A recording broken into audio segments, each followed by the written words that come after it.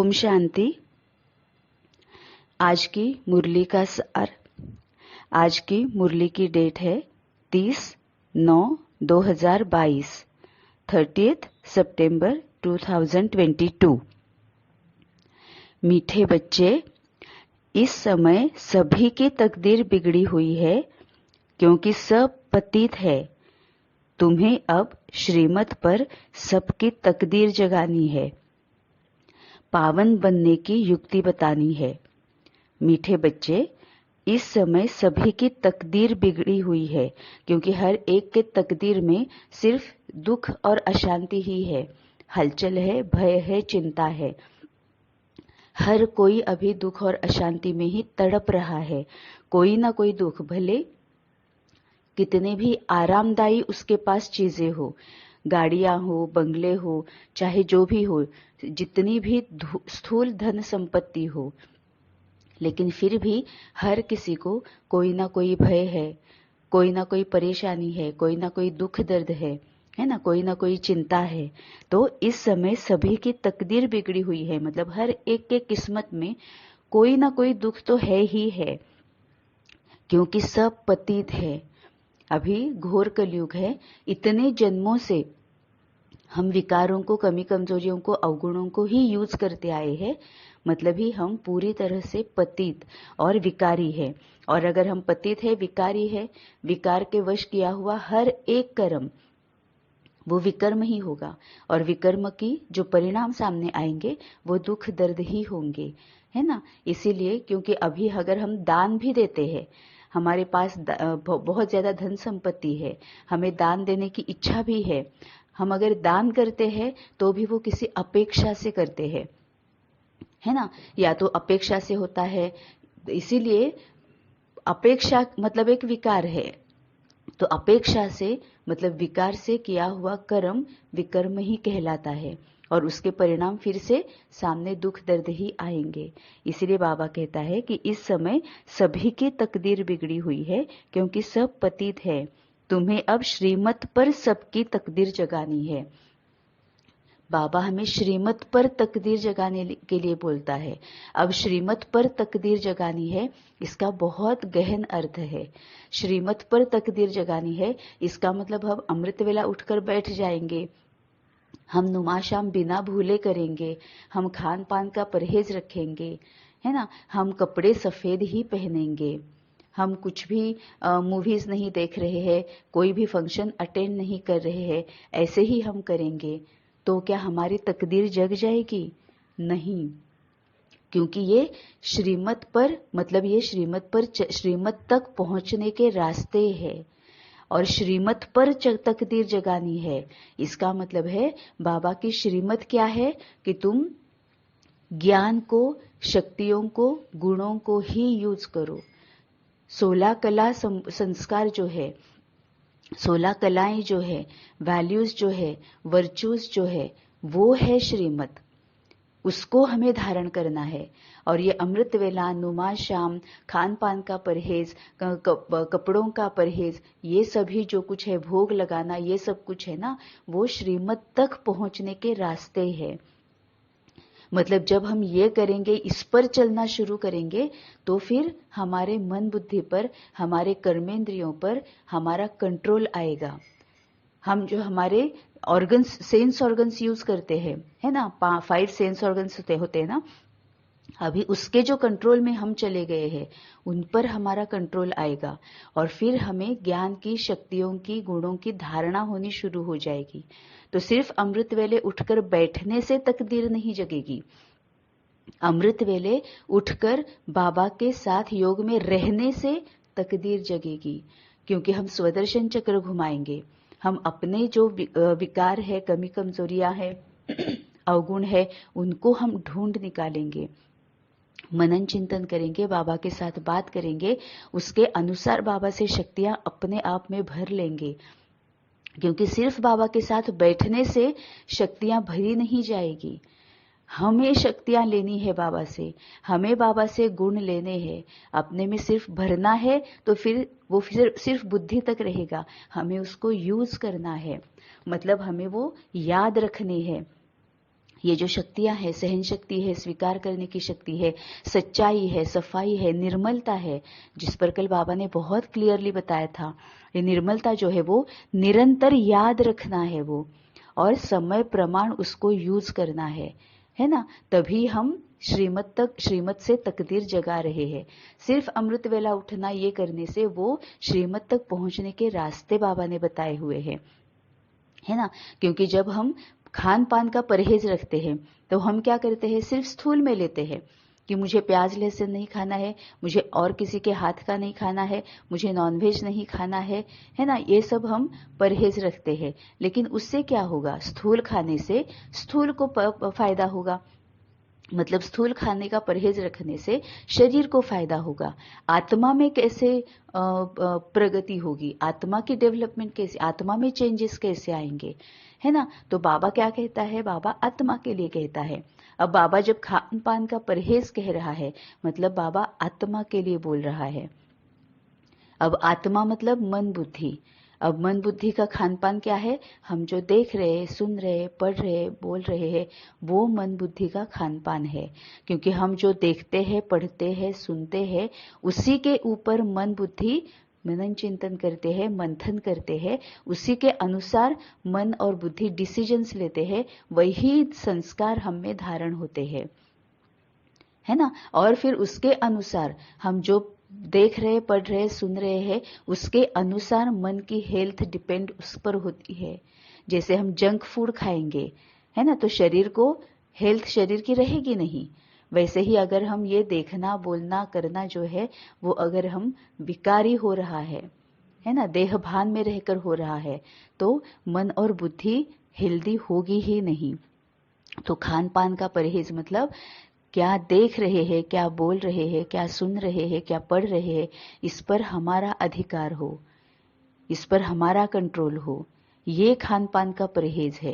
क्योंकि अगर हम बाबा की बातें सुन रहे हैं, पढ़ रहे हैं, है ना, जो बाबा कहता है वही अगर हम देख रहे हैं, मतलब क्या देख रहे हैं, सामने जो भी आत्मा घटना परिस्थिति आएगी उसमें से हमें अच्छाई दिखनी चाहिए, गुणग्राही जो बाबा बोलता है वो अगर हम देखेंगे तो फिर मन बुद्धि उसके अनुसार मनन चिंतन करेगी, है ना। और वो आत्मा का सही रीति से खान पान का परहेज है कि बाबा जैसे कहता है, see no evil, hear no evil, talk no evil.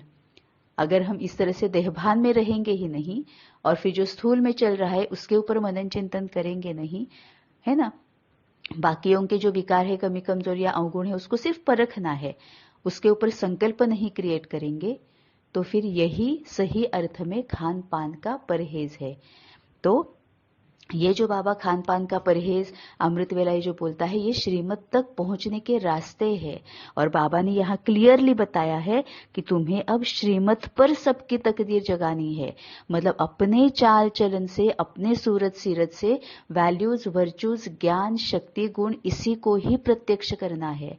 सामने वाले को ज्ञान, गुण, शक्तियां, वैल्यूज, वर्चूज, संस्कार इसके बारे में ही बताना है, उसकी क्लैरिटी देनी है और बाकी आत्माओं की तकदीर जगानी है, पहले अपनी और फिर बाकियों की। तुम्हें अब श्रीमत पर सबकी तकदीर जगानी है। अब इसके लिए सबसे पहले हमें पता होना चाहिए ना कि श्रीमत मतलब क्या है ना, और फिर तकदीर जगाना मतलब क्या है, ये हमें पहले पता होना चाहिए। पावन बनने की युक्ति बतानी है। हाँ, पावन मतलब क्या है वो युक्ति उन्हें बतानी है। अब पावन बनने की युक्ति क्या है, संस्कारों को यूज करो, निरंतर बाबा के साथ रहो, आत्म अभिमानी रहो, अपने विकारों को पहचानो। विकार मतलब क्या है, ये सबसे पहले पहचानना होता है। नहीं तो अभी का क्या है, टिट फॉर टैट, जैसे को तैसा, है ना, लेकिन ये विकारी है। अभी तक हम वही यूज कर रहे थे, फॉलो कर रहे थे। अब हमें बाबा ने आकर बताया कि किसी को ठगना, झूठ बोलना, स्वार्थ भाव, ये सब कमी कमजोरियां है। डरना, डर, भय, ये भी कमजोरी है। क्यों? क्योंकि ज्ञान की क्लैरिटी नहीं है। तो यही सब ज्ञान की क्लैरिटी और शक्तियों को और गुणों को भरना, यूज करना, ये पावन बनने की युक्ति है। तो तुम्हें अब श्रीमत पर सबकी तकदीर जगानी है, पावन बनने की युक्ति बतानी है। प्रश्न है, सबसे खराब चाल कौन सी है जिससे बहुत नुकसान होता है? सबसे खराब चाल कौन सी है जिससे बहुत नुकसान होता है? उत्तर है, एक दो को पत्थर मारना अर्थात कड़वे बोल बोलकर जख्मी कर देना। यह है सबसे खराब चाल, इससे बहुत नुकसान होता है। तुम बच्चों को अब रूप बसंत बनना है, अच्छे मैनर्स धारण करने हैं। तुम्हारे मुख से सदैव अविनाशी ज्ञान रत्न निकलने चाहिए। आत्मा को भी याद से रूपवान बनाना है और बाप जो ज्ञान रत्न देते हैं उनका दान करना है। बहुत मीठे बोल बोलने हैं, कड़वे बोल बोलने वाले से किनारा कर लेना है। सबसे खराब चाल कौन सी है जिससे बहुत नुकसान होता है? एक दो को पत्थर मारना अर्थात कड़वे बोल बोलकर जख्मी कर देना। अब यहाँ पर भी एकदम से क्लियर हो जाता है कि बाबा जो कुछ भी कहता है वो स्थूल के लिए नहीं, वो आत्मा के लिए कहता है। यहाँ बाबा ने एग्जाम्पल सहित क्लियर कर दिया कि जब बाबा कहता है कि एक दो को पत्थर मारना बंद कर दो, इसका मतलब क्या है? हम स्थूल में थोड़ी ना पत्थर मारते हैं किसी को, नहीं, बाबा आत्मा के लिए कहता है। अब पत्थर स्थूल में मारते हैं तो लग जाता है ना, और हमेशा याद रहता है, वही याद रहता है, भूलता नहीं है, है ना। वो जो दुख जो है, वो दर्द जो है, वो अपमान जो है, वो याद रहता है, मतलब मन बुद्धि में भी वो याद रहता है। अब वही होता है जब हम कड़वे बोल बोलते हैं, किसी को भला बुरा बोलते हैं, किसी का अपमान करते हैं, तब वही होता है ना। लोगों के मन को दुख पहुंचता है, और बाबा कहता है ना दुख लेना है ना दुख देना है। तो कड़वे बोल किसी को भी नहीं बोलने हैं। अब क्यों नहीं बोलने हैं? क्योंकि सामने से अगर कोई आकर हमें कुछ कुछ बोल रहा है तो फिर अभी तक हम क्या सोचते थे कि वो अगर मेरा अपमान कर रहा है तो क्या मैं सह लूं? मैं भी तो उसको बोलूंगा, मेरी क्या गलती हुई है? मैंने तो कुछ नहीं किया है ना। क्योंकि अगर हम सपोज कहीं रास्ते से जा रहे हैं, मैं बहुत अच्छे से जा रही हूँ, लेकिन किसी पीछे से या सामने से या कहीं यहाँ वहां से आजू बाजू से किसी ने आकर मेरी गाड़ी को टक्कर मार दी, है ना, तो फिर क्या होगा? और ऊपर से वही अगर मुझे बोल रहा है, गुस्सा कर रहा है, क्रोध कर रहा है, उल्टा सुल्टा बोल रहा है, तो मैं क्या सोचती हूँ कि अरे मेरी गलती भी नहीं है, क्या किया है मैंने? मैं तो अपने रास्ते बहुत अच्छे से जा रही हूँ, सभी रूल्स फॉलो करके जा रही हूँ, तुमने आकर मुझे टक्कर मारी है और तुम ही मुझे बोल रहे हो। इस तरह से हम क्रोध में आ जाते हैं और वहां से हम कड़वे बोल बोलना, बहुत ज्यादा उल्टा सुल्टा बोलना शुरू कर देते हैं। लेकिन अब बाबा तो कहता है कि कड़वे बोल बोलो नहीं। अब यहाँ तो ये सिचुएशन हुई है, फिर क्या करना है? बाप और वर्षे को याद करना है। सबसे पहले बाबा के पास साक्षी दृष्टा कि क्या हुआ है। हाँ, भले ठीक है कि मैं सभी रूल्स फॉलो करके अभी मैं बहुत अच्छे से अपनी अपनी गाड़ी चला रही हूँ, उसकी ही गलती मुझे दिख रही है अभी, लेकिन बाबा का जो हम याद करते हैं, मतलब बाबा के पास जाते हैं, एकदम से साक्षी दृष्टा बन जाते हैं और फिर बाबा का वर्षा मिल ही जाता है, मतलब ज्ञान और शक्ति। सबसे पहले हमें ये ज्ञान की क्लैरिटी हो जाएगी कि ये मेरा पिछले का कार्मिक अकाउंट है, कभी ना कभी मैंने इसके साथ कुछ ना कुछ किया है, तभी आकर इसने मुझे वो वापस दे दिया है ना, इसीलिए मेरी अभी गाड़ी का नुकसान हो गया है। यहीं पर हम काफी ज्यादा शांत हो जाते हैं और फिर शक्तियां यूज करनी है। ठीक है, कोई प्रॉब्लम नहीं, शांति से रहना है, ज्ञान को, शांति को, स्नेह को, शक्तियों को यूज करना है, सहन करने की शक्ति, धीरजता की शक्ति, परखने की शक्ति, निर्णय करने की शक्ति। ज्ञान की क्लैरिटी हुई मतलब हमने परख लिया कि हाँ ये मेरा पिछले का हो सकता है ना। फिर धीरजता की शक्ति, ठीक है, रुक जाना है। फिर निर्णय करने की शक्ति कि अब मुझे क्या करना है ना। सहन शक्ति, स्वीकार करने की, ये सभी शक्तियां यूज हो जाती है। फिर हम उसके साथ बात करते हैं, क्या हुआ है, क्या नहीं हुआ है। और ये भी होता है कि वो जो सामने वाली आत्मा है वो मान भी लेती है कि हाँ ठीक है, आप जो भी है वो गैराज में जाकर जो भी है वो कर लो, ये मेरा नंबर है, आप मुझे बताओ, मैं आपको पैसे दे दूंगा, है ना। तभी बाबा कहता है कि किसी के भी कड़वे बोल बोलकर जख्मी कर देना ये बहुत खराब चाल है। क्योंकि जब ऐसे कड़वे बोल नहीं बोलने, मतलब इस तरह से शांति को, शक्तियों को, स्नेह को यूज करना है। यह है सबसे खराब चाल, इससे बहुत नुकसान होता है। क्यों? क्योंकि मेरा पहले का विकर्म है, इस वजह से उसने मेरी गाड़ी को टक्कर मारी है, अब भी मैं क्रोध ही कर रही हूँ, तो फिर मैं वो साइकिल ऐसे ही कंटिन्यू रख रही हूँ। मैं उस साइकिल को, विकर्मों की जो साइकिल है ना, कार्मिक अकाउंट की जो साइकिल है, उसको ब्रेक नहीं कर रही हूँ।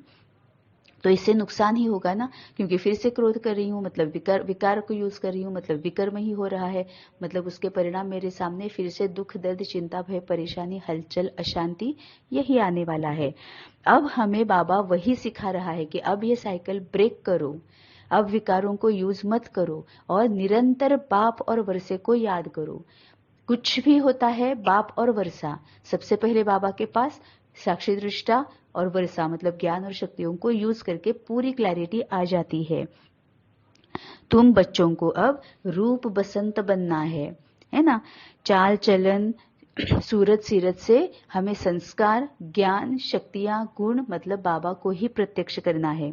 अच्छे मैनर्स धारण करने हैं। अब ये आत्मा के अच्छे मैनर्स है। हम बहुत मीठा बोल रहे हैं, लेकिन मन में अगर हमारा इंटेंशन अगर गलत है ना, तो भी वो अच्छे मैनर्स नहीं है। क्योंकि बाबा जो कहता है वो आत्मा के लिए कहता है। बाबा हमेशा कहता है कि कथनी और करनी एक होनी चाहिए, संकल्प और हमारे बोल और एक्शन, इसमें हार्मनी होनी चाहिए। जो सोच रहे हैं वही बोल रहे हैं, वही कर रहे हैं, इसको बाबा अच्छे मैनर्स बोलता है। अच्छे मैनर्स मतलब संकल्प में भी किसी के प्रति कोई भी गलत संकल्प क्रिएट ना हो, पूरी तरह से पावन। तो अच्छे मैनर्स धारण करने हैं, मतलब ही सामने वाले को समझ लेना है, शांति से रहना है ना। अच्छे मतलब जो बाबा बोलते हैं ना, मीठा बनकर रहना है, बहुत मीठा बनकर रहना है। तुम्हारे मुख से सदैव अविनाशी ज्ञान रत्न निकलने चाहिए। आत्मा को भी याद से रूपवान बनाना है और बाप जो ज्ञान रत्न देते हैं उनका दान करना है। आत्मा को भी याद से रूपवान बनाना है। अब किसकी याद से?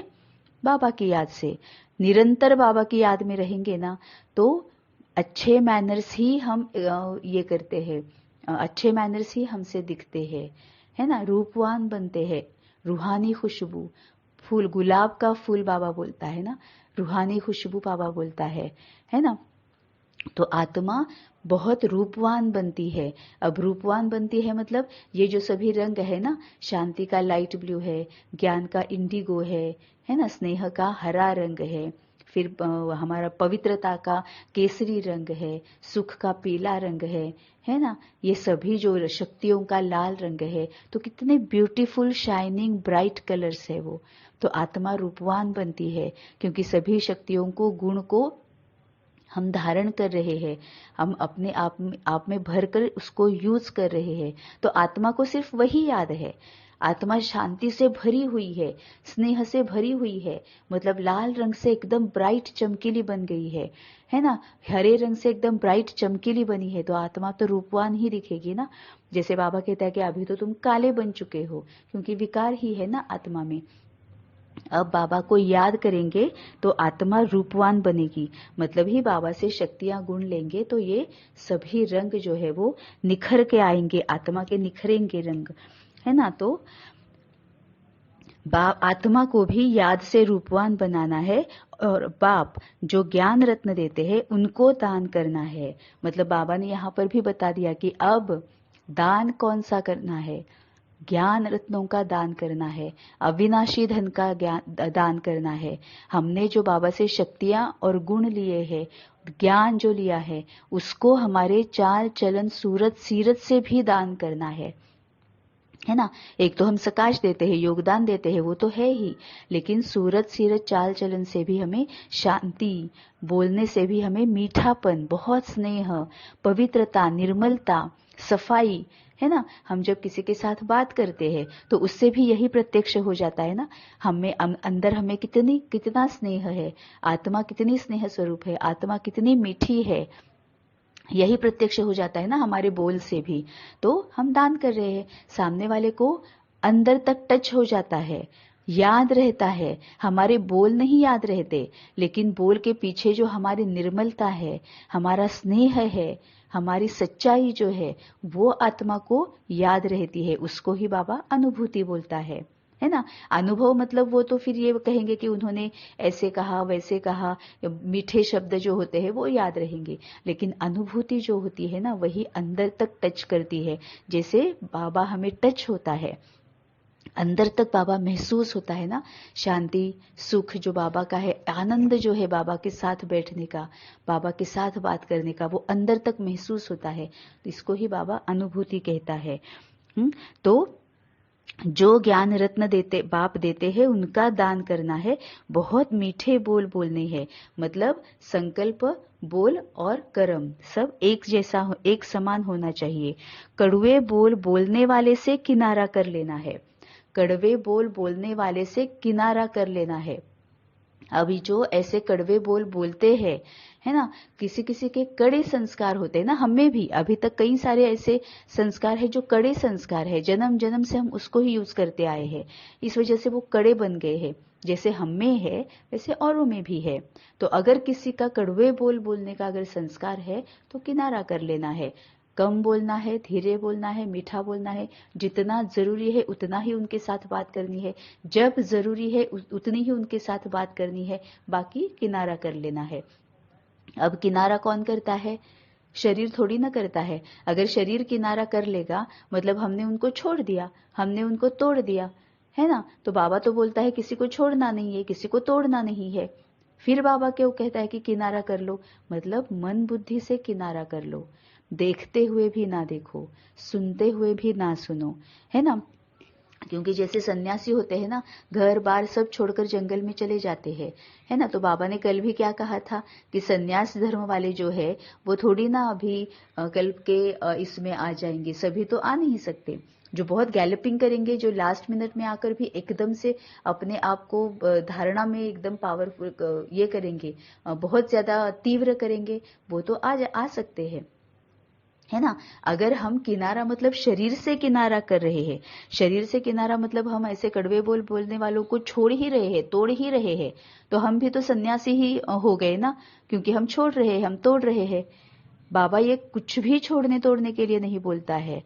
बाबा कहता है, बाबा जब कहता है कि किनारा करो तो आत्मा को कहता है, मन बुद्धि से किनारा कर लो। क्योंकि घर में भी कई ऐसे हमारे आसपास रहने वाले या होते हैं, या फिर अगर हम समर्पित भी है तो भी जिनके साथ भी हम रह रहे हैं उनमें से ऐसी ऐसी आत्माएं हो सकती है जिनका कड़ा संस्कार है कड़वे बोल बोलने का।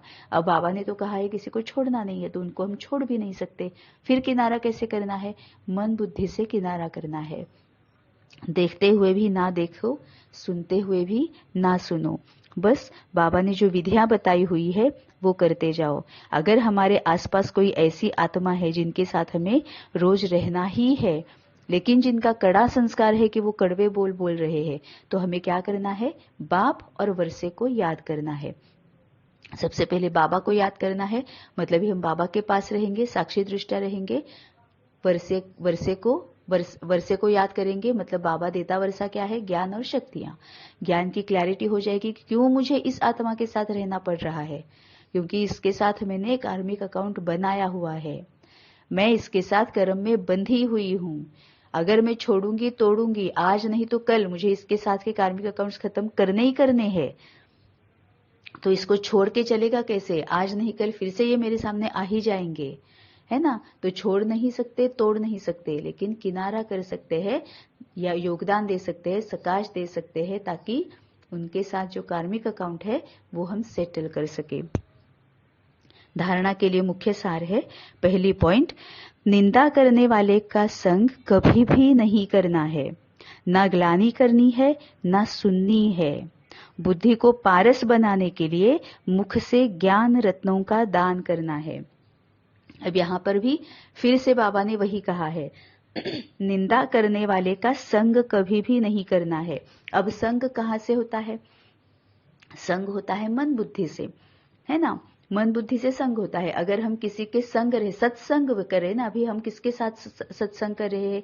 बाबा के साथ सत्संग कर रहे हैं। अब ये जो हमारा निरंतर बाबा का संग है वो शरीर से थोड़ी ना है ना, वो तो है आत्मा का, आत्मा का परमात्मा के साथ संग है। ऐसा संग बाबा बोल रहा है, बाबा आत्मा के लिए बता रहा है। तो निंदा करने वाले का संग कभी भी नहीं करना है।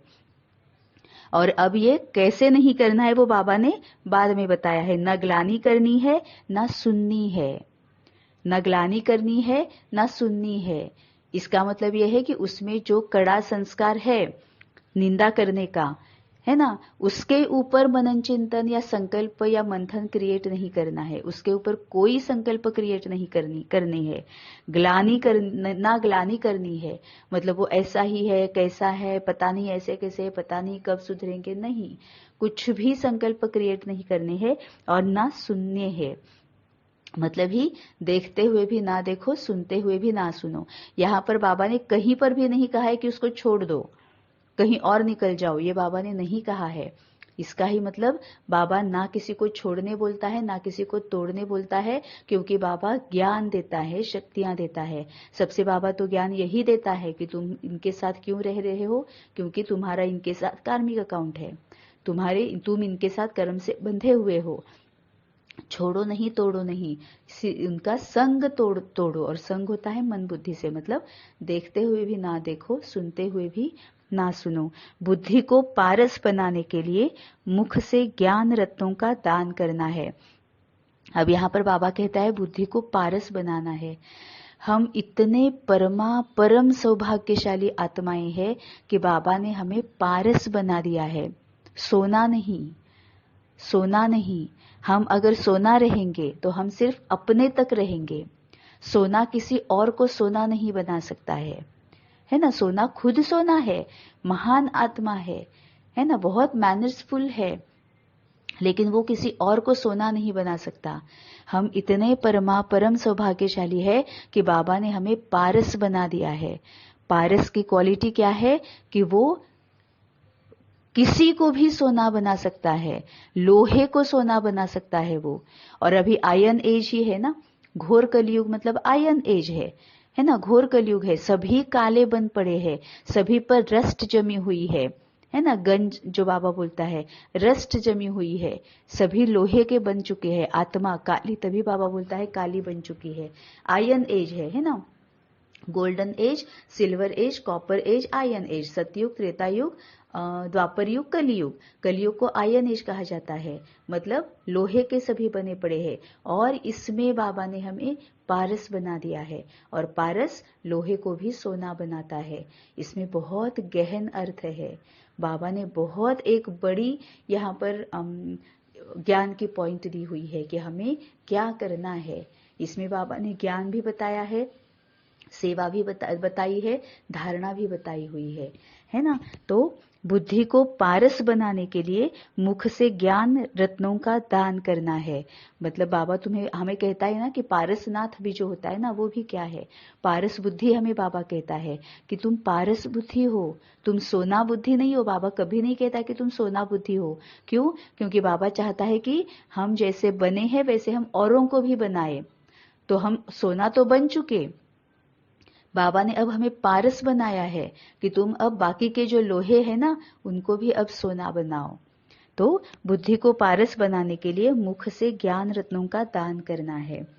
दूसरी पॉइंट है, ज्ञान मटेरियल से मनुष्यों को देवता, कांटों को फूल बनाने की सेवा करनी है। अपना और सर्व का कल्याण करने का ही धंधा करना है। ज्ञान मटेरियल से मनुष्यों को देवता, अब मनुष्य बाबा उनको कहता है जिन्होंने अभी तक बाबा को या बाबा के ज्ञान को नहीं पहचाना है।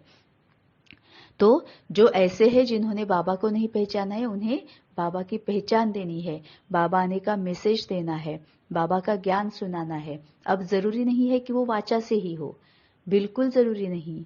उल्टा बाबा तो कहता है कि मनसा ही सबसे पावरफुल है, मनसा सेवा ही सबसे पावरफुल सेवा होती है। क्योंकि हम अगर वाचा से बताने जाएंगे तो ज्यादा से ज्यादा कितनों को बता सकते हैं, एक समय पर ज्यादा से ज्यादा कितनों को समझा सकेंगे, एक हद में ही समझा सकेंगे। लेकिन अगर हम मनसा सेवा से ये अगर काम करेंगे, मनसा सेवा करेंगे, बाबा के आने का संदेश पहुंचाएंगे, बाबा का ज्ञान समझाएंगे और मनसा सेवा से करेंगे, तो एक ही समय पर पूरी सृष्टि की आत्माओं को समझा सकते हैं, है ना। तो ज्ञान मटेरियल से मनुष्यों को देवता, कांटों को फूल बनाने की सेवा करनी है। कांटे हैं ना, अभी हम भी बाबा के पास आए हैं, फिर भी कई सारे कांटे हम में है, मतलब विकार है, कमी कमजोरियां हैं, अवगुण है ना, जो औरों को हम चुभाते रहते हैं तो और बाकी के जो है वो दुख में आ जाते हैं। सबसे पहले तो वो कांटे हमें चुभते हैं, तभी हम दुख में आते हैं, और जब हम दुख में आते हैं तो हम वो कांटे औरों को भी चुभाते हैं, मतलब विकार औरों को भी चुभाते हैं, तो वो भी दुखी हो जाते हैं। तो कांटों को फूल बनाने की सेवा करनी है, मतलब ये विकारों को छोड़ना है, संस्कारों को धारण करना है, अपना और सर्व का कल्याण करने का ही धंधा करना है। बाबा ने पहले पुरुषार्थ फिर सेवा, इसके बारे में बताया है।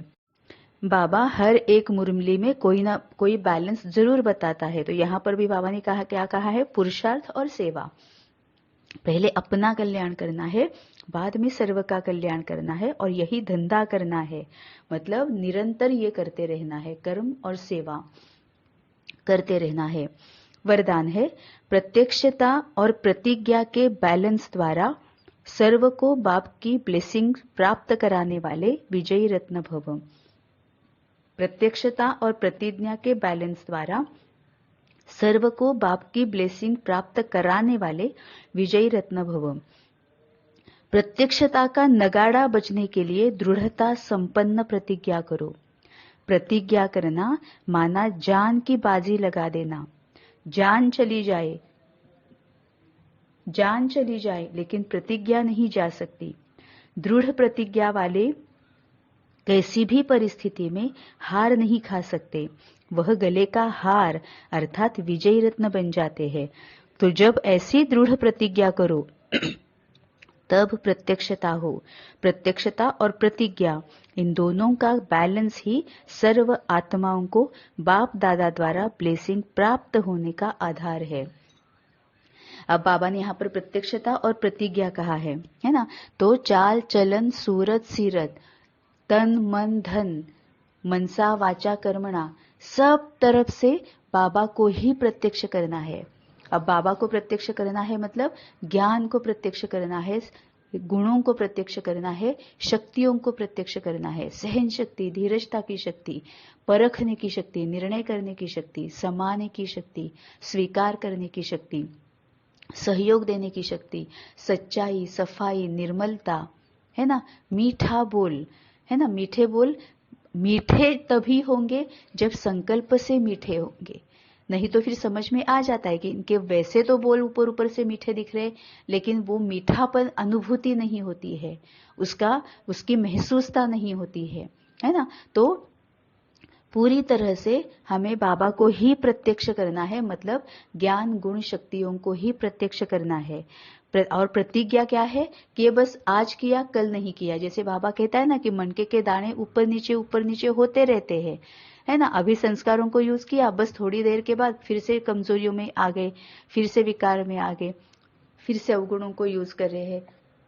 तभी बाबा कहता है कि प्रतिज्ञा भी होनी चाहिए, दृढ़ता भी होनी चाहिए कि बाबा को ही प्रत्यक्ष करना है।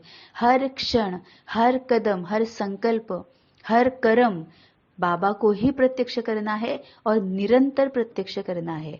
ऐसे नहीं कि आज किया कल नहीं किया, अभी किया बाद में नहीं किया। सामने कोई आ गया, उसने क्रोध दिखाया और फिर मैं बाबा को प्रत्यक्ष करना भूल गया और फिर मैं अपने पर ही आ गया, अपने विकारों को ही मैं प्रत्यक्ष करने लगा। नहीं, ये दृढ़ता नहीं है, ये डिटर्मिनेशन नहीं है।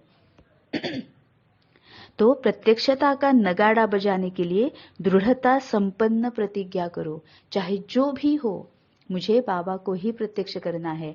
मतलब मुझे निरंतर बाबा के साथ रहकर ज्ञान गुणों को शक्तियों को ही यूज करना है। प्रतिज्ञा करना माना जान की बाजी लगा देना। जान चली जाए लेकिन प्रतिज्ञा नहीं जा सकती। अब यहाँ पर जान चली जाए लेकिन प्रतिज्ञा नहीं जा सकती, इसका मतलब कहीं ऐसा तो नहीं कि हम चाहे देह भी छोड़ दे लेकिन फिर भी प्रतिज्ञा में रहना है। ऐसा अगर हम सोच रहे तो हम गलत दिशा में जा रहे हैं।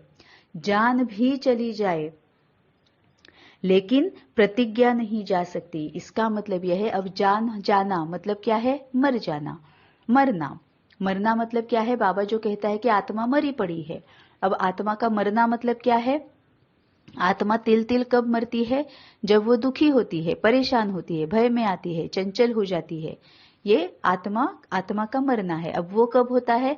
जब आत्मा विकारों को यूज कर रही है, कमी कमजोरियों को, अवगुणों को यूज कर रही है। तो यहां पर जब बाबा कहता है कि जान चली जाए लेकिन प्रतिज्ञा नहीं जा सकती, इसका मतलब है अभी तक हमें जो आदत है विकारों को, कमी कमजोरियों को, अवगुणों को यूज करने की, वो चाहे सबके सामने हम कितने भी हमारे विकार आ जाए पहले के, बाबा के पास आने के पहले के जो हमारे विकारी संस्कार है, जैसे बाबा ने कहा था ना कि द्रौपदी पुकारती है कि बाबा नग्न होने से बचाओ, है ना। मतलब ही क्या है? सभी को हमारे विकार जो पहले हम यूज करते थे, अवगुण जो हमें थे पहले, कमी कमजोरियां जो हमें पहली थी, वो अभी सबके सामने आ रही है कि अरे यही झूठ बोलते थे, अरे यही ठगते थे, ये तो स्वार्थ भाव से करते थे, है ना। लेकिन अब देखो हमें क्या बोल रहे हैं। इस तरह से ही अगर हम सामने आ जाए और अगर हमें हमारी जान जाने की भी अगर नौबत आ जाए, फिर भी विकारों को यूज नहीं करना है,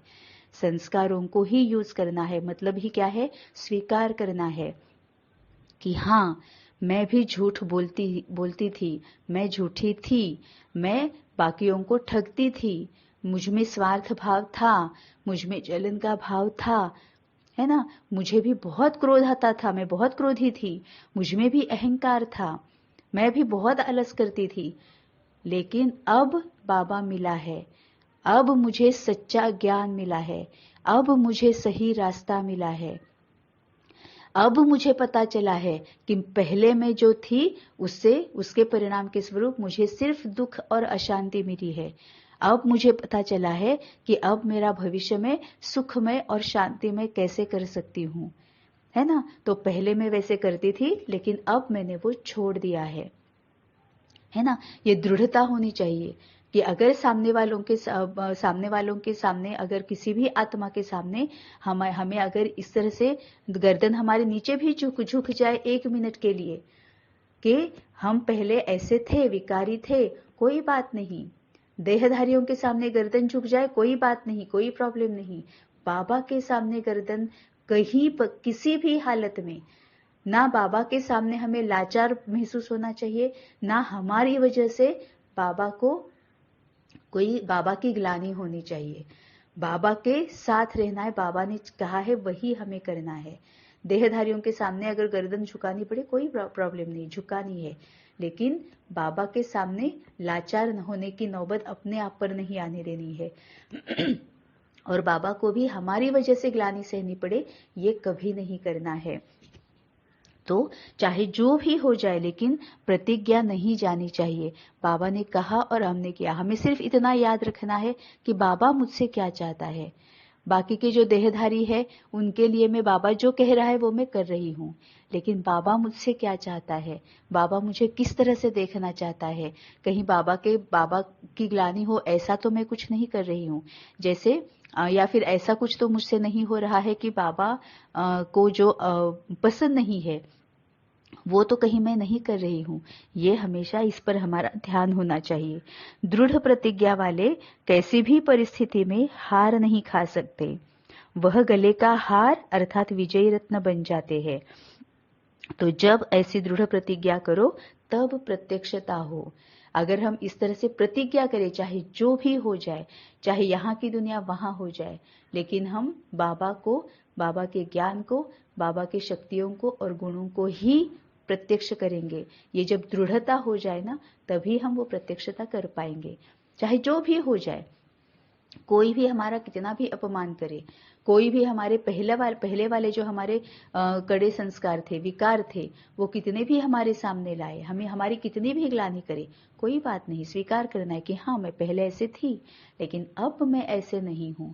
ये दृढ़ता, चाहे जो भी हो जाए, कितना भी मुझे घाटा सहना पड़े, स्थूल में भी कितना भी घाटा सहना पड़े, मुझे कोई परवाह नहीं है। मैं ना झूठ बोलूंगी, ना ठगी करूंगी, ना स्वार्थ भाव रखूंगी। क्यों?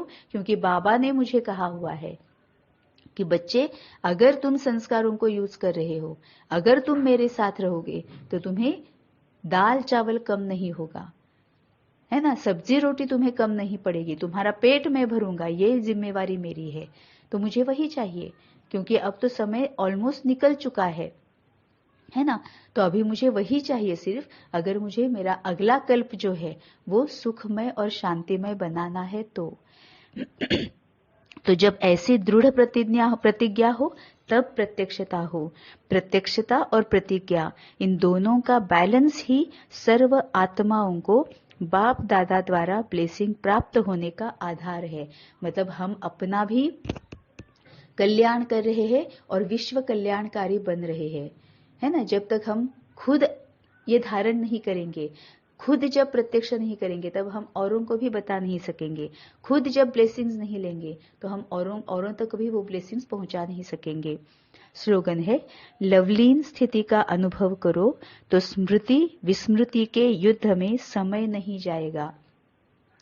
ये मतलब बिल्कुल वही है जो बाबा ने वरदान में कहा हुआ है ना। ऊपर बाबा ने कहा जो है कि अभी याद किया फिर से भूल गए। जय बाबा ने दृढ़ता के बारे में कहा है ना कि अभी संस्कारों को यूज करे, बाबा को याद करे, थोड़ी देर बाद कर्म में आगे बाबा को भूल गए, संस्कारों को भूल गए, फिर से विकारों को यूज करने लगे।